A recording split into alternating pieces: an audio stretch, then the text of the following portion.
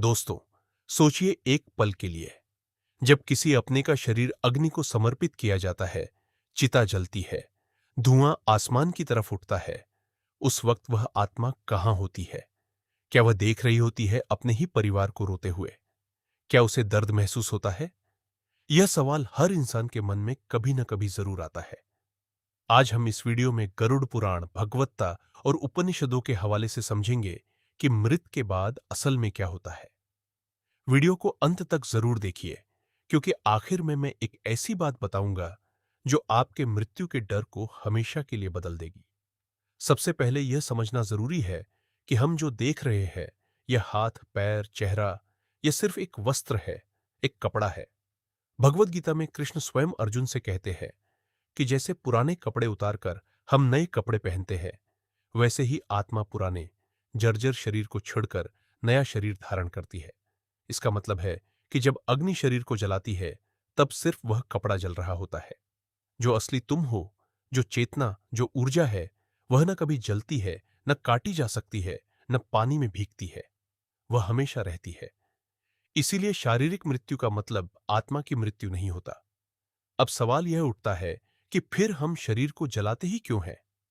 सनातन परंपरा में इसके पीछे गहरा विज्ञान और दर्शन दोनों है।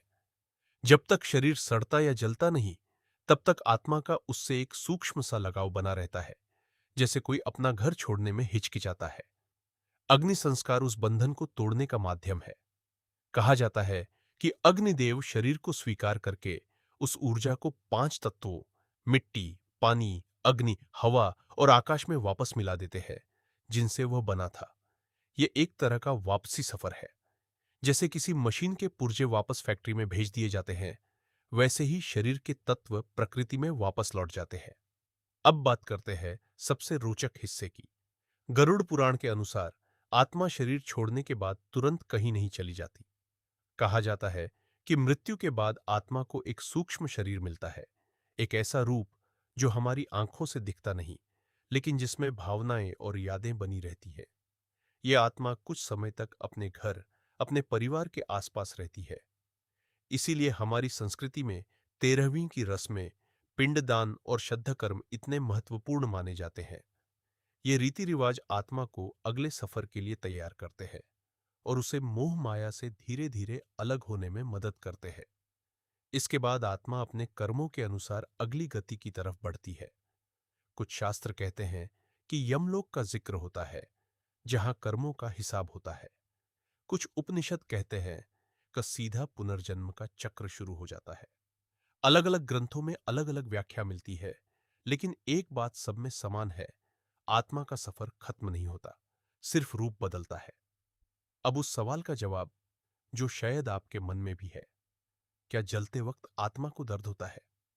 शास्त्रों के अनुसार अग्नि संस्कार तब किया जाता है जब प्राण पहले ही शरीर छोड़ चुके होते हैं। जो चीज जलती है वह सिर्फ एक खाली खल होती है, जैसे एक घर जिसमें से सब लोग जा चुके हों।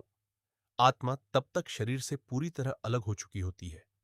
इसीलिए कहा जाता है कि अग्नि संस्कार से आत्मा को कोई पड़ा नहीं होती, बल्कि यह एक पवित्र विदाई का प्रतीक है, एक सम्मानजनक विदाई, न कि कई यातना। तो दोस्तों, सार यह है कि शरीर सिर्फ एक वाहन था, एक यान जिसमें आत्मा ने अपनी यात्रा की। जब वह वाहन पुराना हो जाता है, आत्मा नया वाहन धारण करके अपनी यात्रा आगे बढ़ाती है। मृत्यु अंत नहीं, बल्कि एक नए अध्याय की शुरुआत है। और वह बात जो मैंने शुरुआत में बोलने का वादा किया था, अगर आप ये समझ लें कि आप सिर्फ एक शरीर नहीं, बल्कि उस शरीर के अंदर बैठी हुई अचल, अविनाशी चेतना है, तो मृत्यु का डर अपने आप कम होने लगता है। कि जिससे डरना चाहिए वह कभी मरा ही नहीं।